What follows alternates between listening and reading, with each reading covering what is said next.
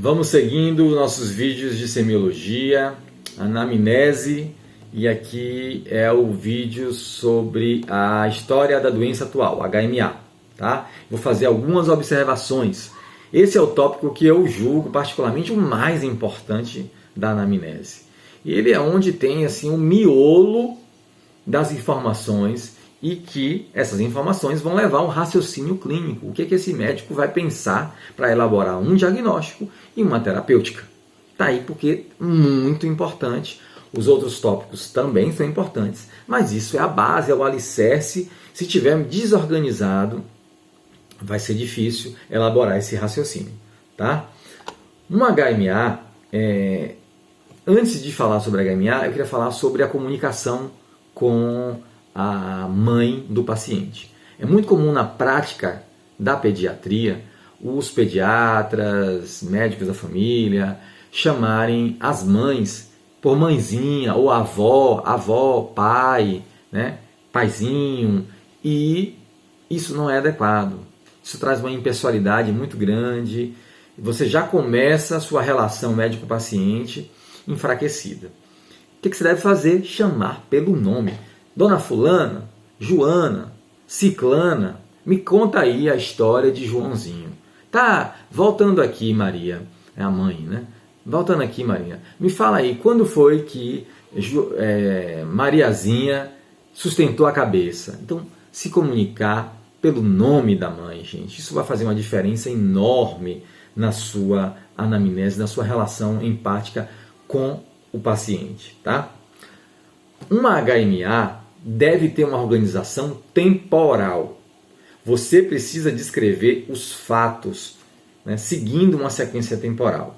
Eu costumo dizer o seguinte: o paciente ele vem, né, o usuário, o cliente, a pessoa traz uma história, mas com a organização da cabeça dela, com o que ela acha importante, né? E às vezes, se você for escrever ou gravar e escrever ipsiliter, o que a pessoa está dizendo, sua anamnese fica incompreensível.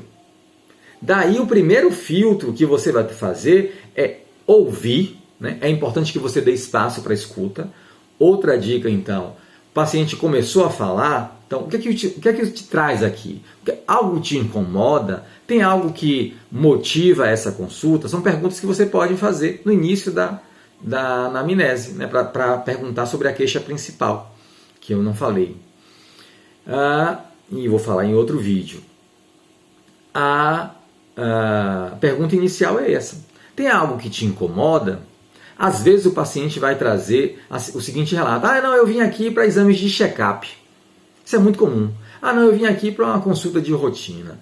Mas quase sempre, gente, experiência clínica, tem algo que incomoda. Às vezes aquele paciente, aquela pessoa veio para você por causa daquela preocupação.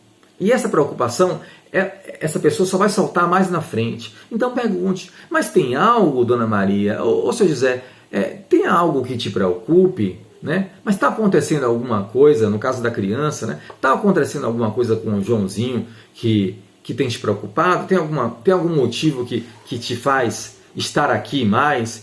Tentar extrair isso. Isso é o início da anamnese. E aí a pessoa vai começar a falar.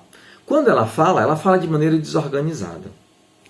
O que eu costumo dar de dica é que você faça um bloquinho de notas, né? Uma folha, um bloquinho de notas, e você vai tomando notas, faz tópicos. Falou de febre 3 dias. Tá? Deixa a pessoa falar.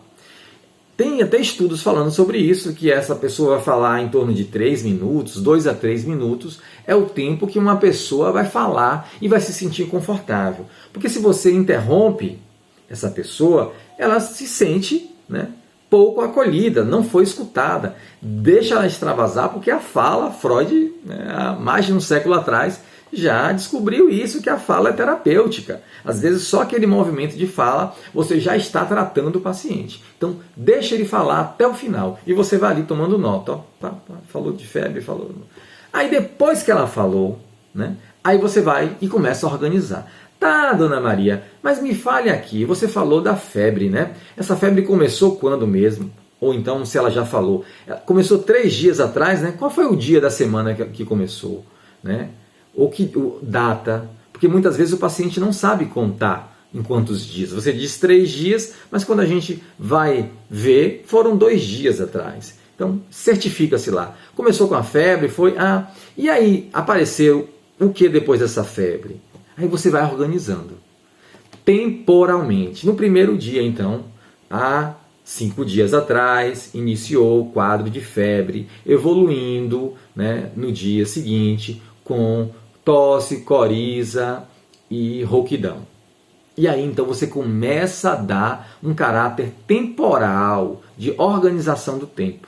Por favor, não utilize informações como segunda-feira. Segunda-feira teve febre. O que é segunda-feira? É relativo, gente. Uma pessoa vem ler seu prontuário e olha lá, segunda-feira. O que é segunda-feira? Não sei. Foi quantos dias atrás? A febre, se tem 24, 48, 3 dias, uma semana, muda totalmente o raciocínio clínico. Agora, segunda-feira, eu vou ter que ver que dia da semana, pegar lá a ficha de entrada do paciente no hospital, saber que dia ele chegou, que dia da semana era, para saber que dia, né, a segunda-feira era na evolução da doença. Então, não existe isso, pelo amor de Deus. O paciente pode falar que começou a febre quarta-feira, mas você vai ter que dar um caráter de tempo. Seja em horas, seja em dias, em meses, essas queixas têm que ser organizadas por tempo, porque a informação temporal ela é muito importante para o raciocínio clínico da doença. O diagnóstico diferencial começa aí. Se dura tanto, se dura mais, dura menos, muda completamente o seu raciocínio clínico. Tá? Uma outra coisa importante na HMA é que você explore as semiologias dos problemas. E aqui a gente vai ter que entrar no livro. Né? Cada sintoma, febre, dor, edema, né? Seja cefaleia, dores específicas, né? Tem um conjunto de perguntas que você deve saber fazer. E aí, infelizmente, os livros de semiologia, infelizmente, porque cada vez mais a gente está lendo menos, né? Os estudantes estão lendo menos, você vai ter que ler e conhecer a organização dos principais sintomas e como explorar esses sintomas. Porque essa exploração vai ser descrita na HMA. Tá bom? Seguiremos nossos vídeos.